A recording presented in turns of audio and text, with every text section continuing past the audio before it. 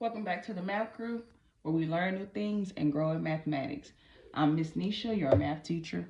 Let's get started. All right, today we're going to learn about converting improper fractions. Now, this is one that I've noticed takes some students a little time to master, so the more practice, the better. So first, let's think about what is an improper fraction, okay?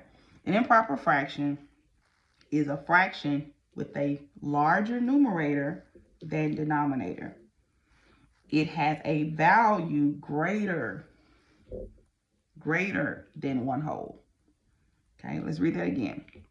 It's a fraction with a larger numerator, which means the top number is larger than the bottom number, than denominator. It has a value greater than 1 whole. So when we see improper fractions and we're solving our problems, most of the time they are going to want you to convert that improper fraction. So what we're going to practice on is how to convert it using what operation. Hopefully, when you think of converting improper fractions, hopefully you remember that we're going to divide, okay? We're going to be dividing. So let's take an improper fraction. We're going to take 41 fifths. 41 fifths. Write that down. 41 fifths is improper because, as our definition states, our numerator is much bigger than our denominator, right? So we can clearly see that this is improper. All right. In order to fix this or to convert this, let's divide. Remember, this is A over B, right? So what we're going to do is we're going to place A inside, and we're going to place the B on the outside. To help students remember, I tell my students, okay, the first letter in the alphabet gets to go inside the house first. Right? So A over B, I've already been constantly reminding them of that, so they know that A means numerator. So A, he's going to go in the house. B, he's going to be outside. All right. So now let's divide. 5 cannot go into 4, so we're going to say 5 into 41. Okay. If you know your multiples of 5, you know that the largest multiple without going over 41 is 40, right? And so how many times would that be? 5 goes into 41 8 times. After we divide, then we multiply. 8 times 5 is 40. After we multiply, we subtract.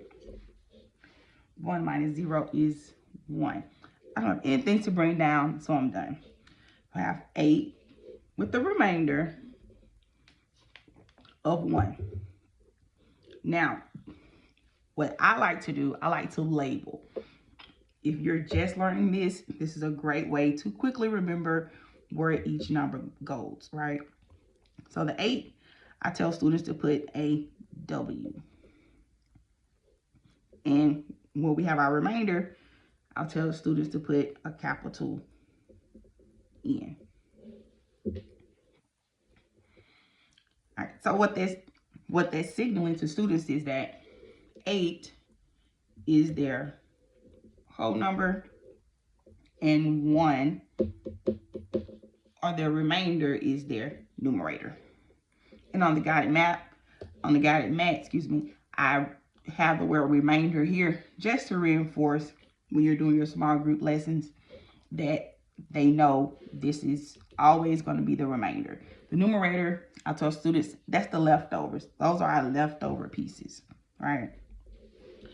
We have 8 full pieces and we have 1 slice left over. And the pizza was cut into fifths or 5 slices in each pizza. I normally use the pizza analogy. Most students, they get it that way. I have 8 whole pizzas. They have all their slices in them.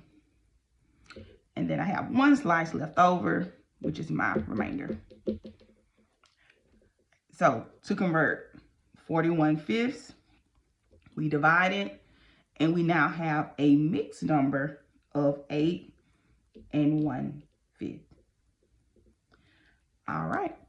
Hopefully you learned something new today. If you didn't know how to convert improper fractions, hopefully you understand it a little more. But remember, we have to continue to practice, okay? We have to have the habit of practicing mathematics. I'm Miss Nesha.